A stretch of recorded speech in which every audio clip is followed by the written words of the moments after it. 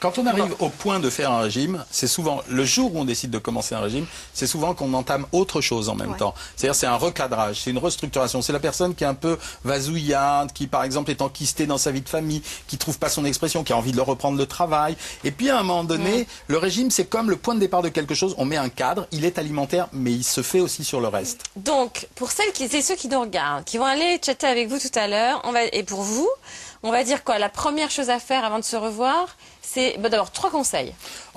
Premier conseil, préparez-vous psychologiquement. C'est-à-dire, on n'est pas lundi, on démarre le régime mardi. On se prépare psychologiquement, on se dit tiens, je vais commencer le régime, voilà, lundi dans 15 jours. Et pendant ce temps-là, on laisse son esprit vagabonder, on pense à des tas de choses, on essaye de voir pourquoi on va maigrir, quels objectifs on va trouver, quels bénéfices on va en retirer.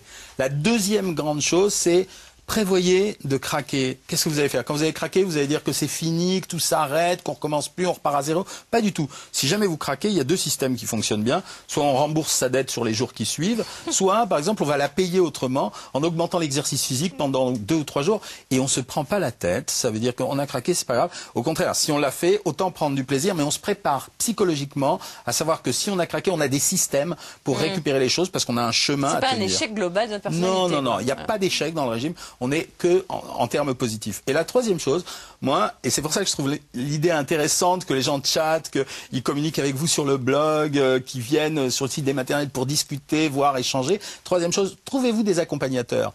Choisissez quelqu'un de sympa. Ne prenez pas quelqu'un qui va vous dire « T'as mangé une olive en plus dans ta salade, tu vas mourir ». Non, c'est pas ça.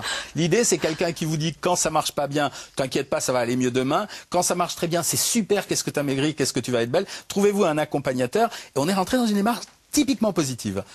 Et aidez-vous sur le site, partout, téléphonez-vous, etc. Mais échangez, parlez-en entre vous. C'est la mode en ce moment. On communique.